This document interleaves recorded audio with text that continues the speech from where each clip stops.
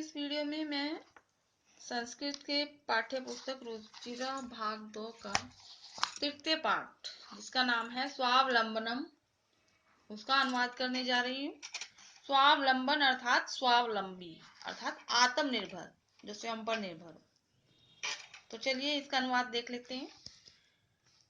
कृष्ण मूर्ति श्रीकंठस्थ मित्रे आस्ताम। कृष्ण मूर्ति और श्रीकंठ नामक दो मित्र थे। एक का नाम कृष्ण मूर्ति था और दूसरे का नाम श्रीकंठ। श्रीकंठ से पिता समृद्ध आसीत। श्रीकंठ के पिता समृद्ध व्यक्ति थे। समृद्ध यानी धन धान्य से परिपूर्ण थे, सभी शानो शौकत की चीजें उनके पास थी। अतः तस्य भवने सर्वविधानि सुख साधनानि आसन। इसलिए उसके भवन में, भवन अर्थात घर, उसके घर में सब प्रकार की सुख सुविधाएं थी। तस्मिन् विशाले भवने चत्वारिंशत् स्तंभा आसन। तस्मिन् अर्थात उसके, विशाले भवने विशाल घर में, बहुत बड़े घर में, चत्वारिंशत् अर्थात 40 स्तंभ खंबे आसन थे। उसके विशाल भवन में 40 खंबे थे।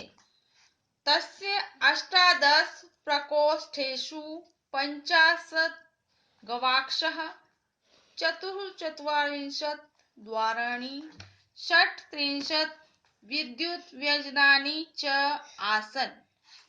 तस्य उसके अष्टादश 18 प्रकोष्ठेषु का मतलब होता है कमरे, कमरों में 50 गवाक्षः अर्थात खिड़की, 50 खिड़कियां, चतुश्चत्वारिंशत् 44 द्वार अर्थात दरवाजे, 36 का मतलब 36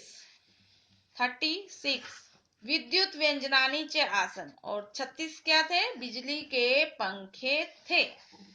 तत्र 10 सेवकाः निरंतरं कार्यं कुर्वन्ति स्म। और वहां उसके घर में क्या था? 10 सेवक, 10 नौकर, निरंतर अर्थात लगातार, कार्य कुर्वन्ति स्म कार्य करते थे। परम कृष्ण मूर्तेः माता पिता च निर्धनौ कृषक दंपत्ति। परंतु कृष्ण मूर्ति के माता पिता कैसे थे? निर्धन किसान दंपत्ति थे। तस्य गृहम् आडंबर विहीनम साधारण च आसीत। उसका घर कैसा था? कृष्ण मूर्ति का, उसका घर आडंबर विहीन, आडंबर अर्थात दिखावे से रहित, विहीन रहित, आडंबर से रहित, च साधारण आसीत और साधारण था। उसका परिवार दिखावे से रहित और साधारण था। एकदा श्रीकंठः तेन सह प्रातः 9 तस्य गृहम् आगच्छत्। एकदा, एक बार, श्रीकंठ तेन सह उसके साथ, सुबह 9 बजे, तस्य गृहम् उसके घर में, आगच्छत् आ गया। तत्र कृष्ण मूर्ति तस्य माता पिता च स्वशक्त्या श्रीकंठस्य आतिथ्यम् अकुर्वन्। तो वहां क्या हुआ? वहां कृष्ण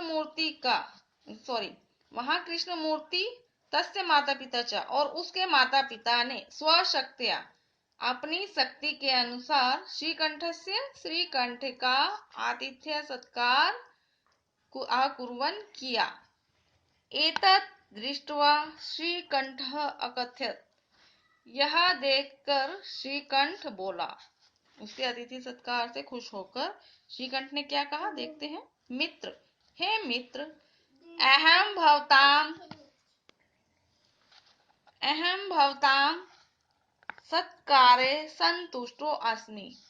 मैं आपके, भवताम अर्थात आपके, सत्कार से, अतिथि सत्कार से संतुष्ट हूँ, खुश हूँ। केवलम इदमेव मम दुखम, केवल इतना ही, मम दुखम मेरा दुख है, कि त्वं गृहे एको अपि भृत्य न अस्ति। त्वम गृहे तुम्हारे घर में एको अपि एक भी भृत्य अर्थात नौकर न अस्ति नहीं है। मम सत्काराय भवताम बहु कष्टम जातम, और मेरे सत्कार में आप लोगों को बहु कष्टम बहुत कष्ट हुआ। जातम अर्थात हुआ। मम गृहे तु बहवः कर्मकारः सन्ति, मेरे घर में तो बहुआ बहुत प्रकार के बहुत से कर्मकार अर्थात नौकर हैं। तदा कृष्णमूर्ति अवदत्, तो ये सुनकर कृष्णमूर्ति ने क्या जवाब दिया देखते हैं।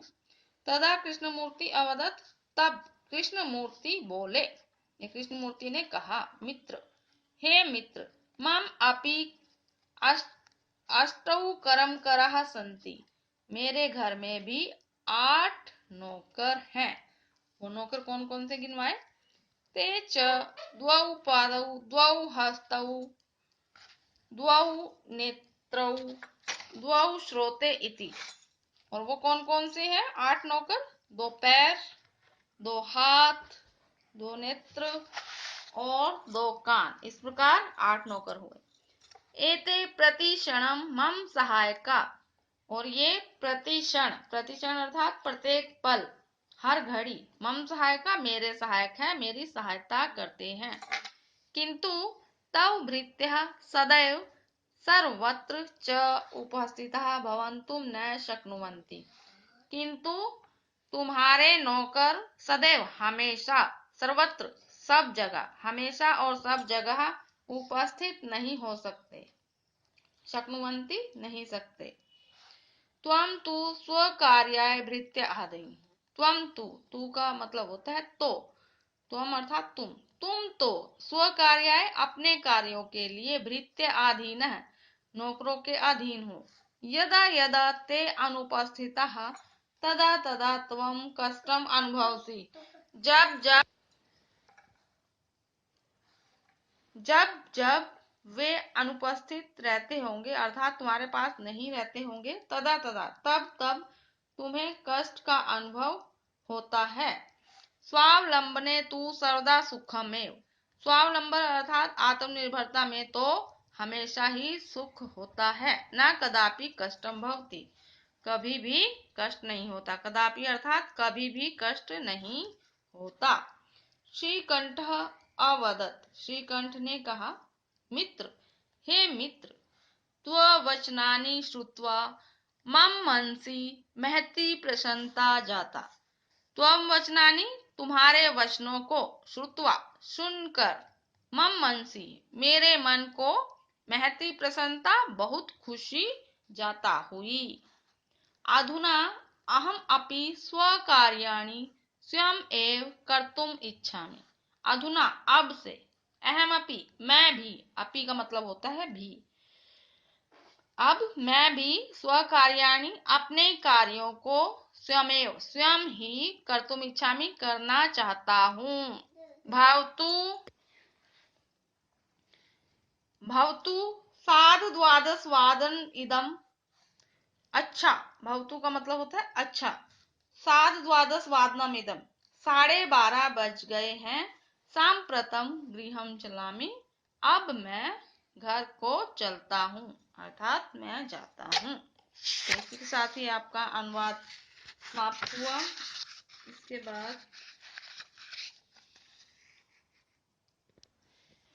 इसके बाद ये प्रश्न उत्तर दिए गए हैं। अधोलिखिता नाम प्रश्नम उत्तराणि लिखित, कस्य भवने सर्वविधानि सुख साधनानि आसन, किसके भवन में सब प्रकार की सुख सुविधाएं थी?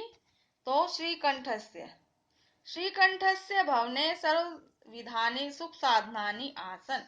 कस्य गृहे को अपि भृत्य न आसीत्, किसके घर में कोई भी नौकर नहीं था? तो दूसरे दोस्त का नाम क्या था? कृष्णमूर्ति। कृष्णमूर्ति से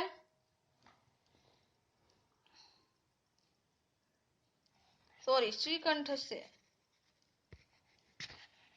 तो किसके घर में कोई भी नौकर नहीं था? कृष्णमूर्ति गृहस्य को अपि भृत्य नास्ति, श्रीकंठस्य आतिथ्यम के अकुर्वन्, श्रीकंठस्य का अतिथि सत्कार किन्होंने किया?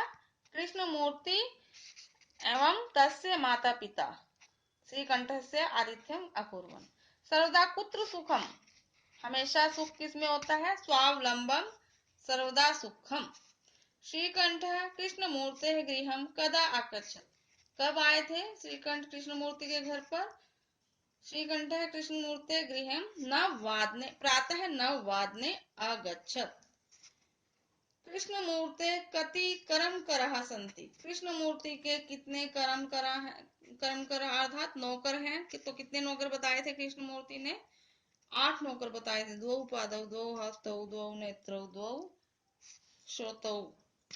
तो ये कृष्णमूर्ते अष्टौ कर्म करः सन्ति। इसके साथ ही आपके अभ्यास यहीं पे समाप्त होता है।